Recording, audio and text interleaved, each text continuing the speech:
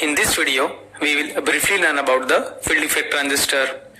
The field effect transistor or FET is a three-terminal device which uses the electric field to control the flow of current through the device, and it is very useful in many applications. In fact, today most of the integrated circuits, including the computers, are designed using these FETs. So the three terminals of the FET are known as gate, drain and source. So in FET, the current used to flow between the drain and the source terminal, and this current can be controlled by applying the voltage between the gate and the source terminal.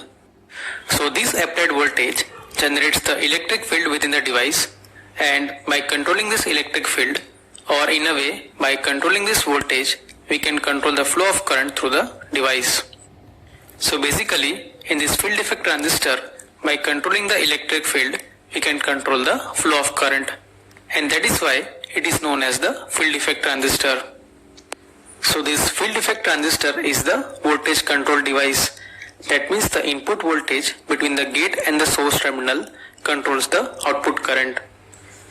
On the other end, if you look at the BJT or the bipolar junction transistor, it is a current control device where the input base current controls the output collector current. So this is the one of the differences between the field effect transistor and the bipolar junction transistor. The second difference is the FET is a unipolar device while the BJT is bipolar device, meaning that the BJT relies on the two types of charges, the free electron and the holes, but the operation of the FET relies on either holes or electron. Now in terms of the application, the FETs are used in almost all the applications where the BJTs are used. For example, they are used as an amplifier or oscillator in many applications, and apart from that, they are also used as an analog switch in many applications. But the biggest difference between the field effect transistor and the BJT is that the input impedance of the field effect transistor is very high, and due to that, they are used as a buffer amplifier in many applications.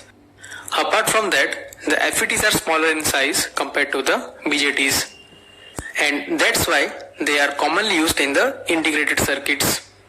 Apart from that, now if we talk in terms of the power consumption, the power consumption of the FET is less than BJT, and that's why they are preferred in many high power applications as well as in the computing applications, particularly where the required power consumption should be minimum. So these are the few differences between the FET and the BJT. Now let us see the different types of FETs. So basically there are two types of FETs. The first is the junction field effect transistor or the JFET, and the second type is IGFET, or it is known as the insulated gate field effect transistor, and the MOSFET is the most common type of IGFET. So let us briefly discuss about these two types of FETs. Now as I said earlier, the FET has three terminals, the gate, source and the drain, and the current flows between the drain and the source terminals.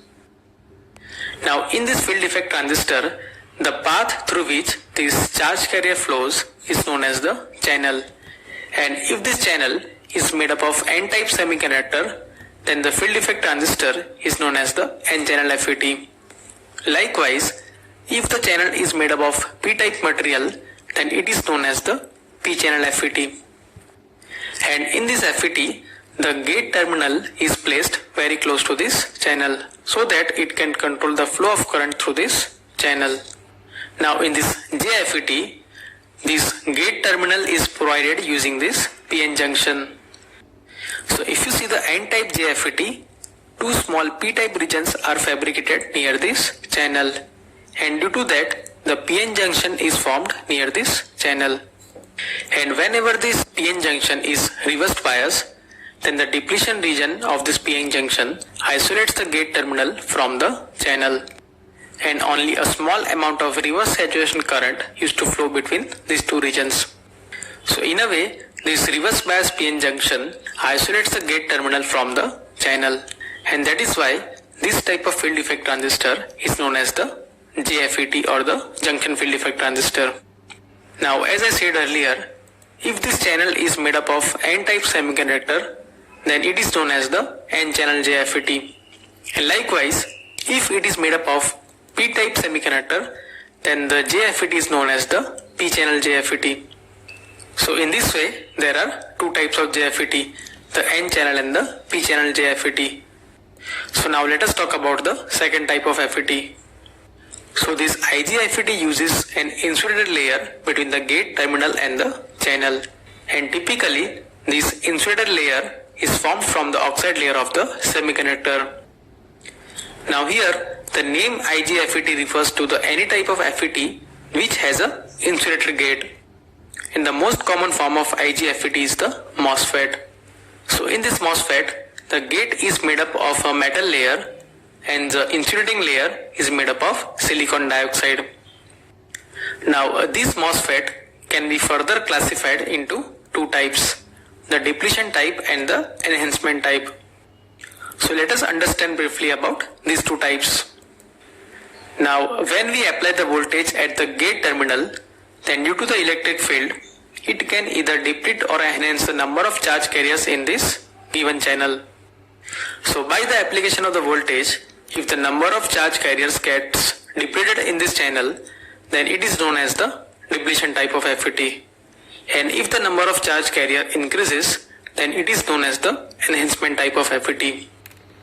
So this structure which is shown in this diagram is the depletion type of MOSFET, where the applied voltage at the gate terminal depletes the charge carriers in this N channel, while this structure which is shown in the diagram is the enhancement type of MOSFET.